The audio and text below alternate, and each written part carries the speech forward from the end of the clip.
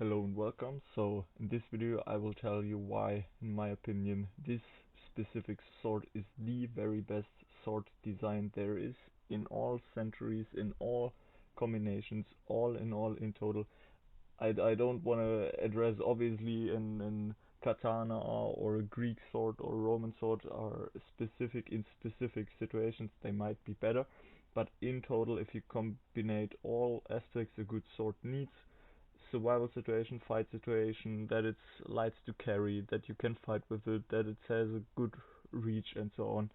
Uh, I found some information, so I'm not a sword expert or anything, I'm just a normal boy, but in the last few weeks I collected nevertheless a lot of information. I built a few swords, and with this I got a pretty good feeling for which size, which design of sword I really like, which is good for fighting, which is good for other situations, what you can carry nicely with you, what you can hide, and so on. And here I will give you all aspects a good sword needs. So in this short sequences you saw how I built it.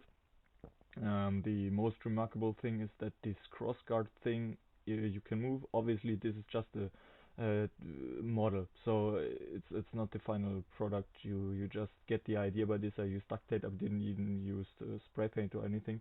But here you can see that the main idea behind this is that you can fold these crossguards inwards so that they fit perfectly in the sheet, and then you have simply a stick and then you can, which is kind of my most favorite thing in samurai fighting, karate and so on, when there's a fighting style where they are kind of pretending to be drunk and walking around with a stick and then suddenly attacking cause surprises one of your best friends in fight, because if your opponent doesn't think that you're a threat, he won't fight against you and won't think that you will attack him.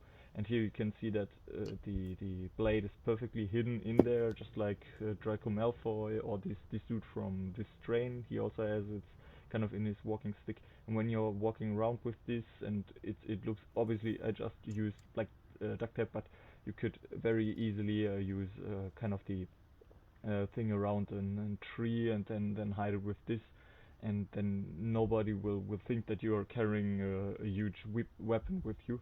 So let's talk a little bit about the size. So I used a small piece of wood, 1 meter 30. For me, this is like literally personal preference because it depends on your body size. Obviously, for an hobbit, he needs a different sort than an human or an orc or whatever. So for me, 1 meter 30 works perfectly fine. And then the cross guard at a certain point, I think the handle is around 30 centimeters, so that your hands can fit 4 times at the handle. Then you can nicely maneuver it. Definitely, you want your sword to be double-handed, so don't use a sword where you only can use one hand. Obviously, kind of the Roman gladiators or something like this. It's very fast and easy, but you have no chance when you fight against a medieval knight or against someone with a spear. Most of the time, realistically, the one with the longer blade, the longer weapon will win. And because we're talking about swords, not about spears or ranged weapons, crossbow, bow, or anything, then I think this is the very best sword. So yeah, here you see me using it a little bit and adjusting the crossguard.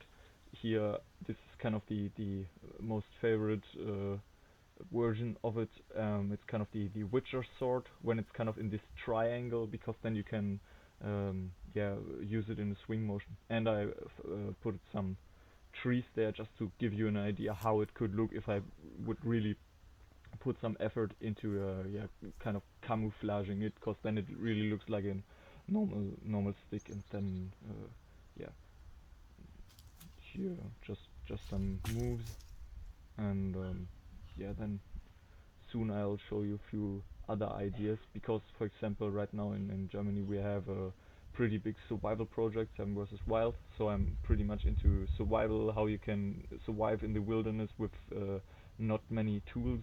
For example, having a flint and steel and a knife and so on, everything you need, may even a saw. And obviously you could put these things into the sheet and carry it with you then as well, like a small knife or a flint and steel and all this stuff you could hide in that sheet, and then you would have a very nice blade, a very nice sword with extra tools. Here you see this is maybe a little bit too much, but you know from Assassin's Creed, kind of this crossbow thing he's carrying on his arm, and I was thinking that maybe if you put a string in between these two things, and then have a poisoned arrow or anything, then you can kind of shoot it like a bazooka. It's maybe a little bit too much. And here, pretty interesting. If you look at medieval swords, they aren't sharp at where I have my hands right now. There, you know. And with this information, it's pretty interesting that if I have the cross guards in between, kind of like that, then the center is very much there where my hand is, and with this, even more fighting styles are possible, so that I don't only have the hands back there at these 30 centimeters, but really using the full around 50 centimeters space. And yeah,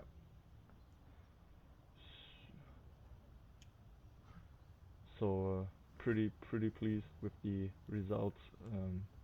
Again, the size is personal preference. The wideness of the blade. I think the wider the blade is, obviously the more force you can put on. If you look, for example, at a gladius, it's a pretty wide blade. But if you compare a katana or a medieval sword, they are not that wide, and that's perfectly fine.